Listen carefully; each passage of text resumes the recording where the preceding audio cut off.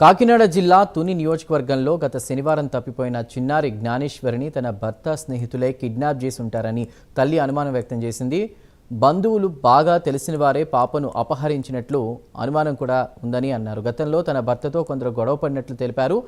పాప ఆచూకీ కోసం పోలీసులు విస్తృతంగా గాలిస్తున్నారన్న ఆమె చిన్నారి జ్ఞానేశ్వరి సురక్షితంగా తిరిగి వస్తుందని ధీమా వ్యక్తం చేసింది.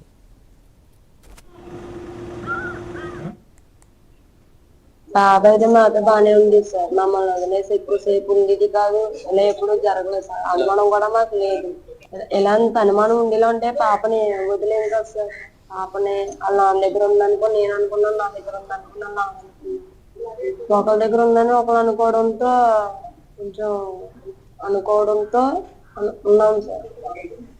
ఎవరైతే ఈ కొండంట అక్కడ ఎవరైతే వెళ్ళారో ఆయన చూశాను, నేను పెట్టుకోవడానికి ప్రయత్నించాను, తీసుకోనివ్వలేదు అని చెప్పారు సార్. ఎవరైతే మాకు అవన్నీ వచ్చి చెప్పారో అవన్నీ కూడా చూశాను, వెతికాను, వచ్చి నీకు చెప్పాను అని అన్నాను. ఫ్రెండ్స్ కానీ లేకపోతే ఆ కాల్గొడవ ఏదైతే ఉందో వాళ్ళు కానీ ఈ చుట్టుపక్కల ఎవరిదైనా సపోర్ట్ తీసుకుని పక్కూర అవ్వచ్చు, ఊళ్ళో ఎవరొకరు సపోర్ట్ తీసుకుని ఇదంతా కావాలని చేశారు అని అనుకుంటున్నాను సార్. నేనైతే పాపని ఎవరో తీసుకెళ్తే ఉంటారో ఇదంతా ఎంక్వైరీ చేయడంతో ఇంకా ఎక్కడైనా దాచేసి ఉంటారో అని అనుకుంటున్నాను సార్. కుక్క ఏదైతే ఉందో అది ఇదోలాగా వాళ్ళని మిస్ చేసుకొని వచ్చేసి ఉంటది నాకు చెప్పడానికి అని అనుకున్నాను సార్. కుక్క అయితే ఇది వరకు ఉన్నట్టు నాతో లేదు సార్. తన మైండ్ అయితే చేంజ్ అయింది.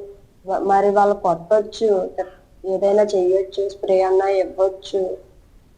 కుక్క మైండ్ అయితే చేంజ్ అయింది సార్. అని గుర్తుగానే నా దగ్గరకు వచ్చింది, నన్నే పట్టుకుంది నా చిన్నలా వచ్చేసిందన్న ఆనందంతో కుక్కను పట్టుకోవడానికి ప్రయత్నించాను సార్. నేను కట్ చేసి వెళ్ళిపోయాను సార్.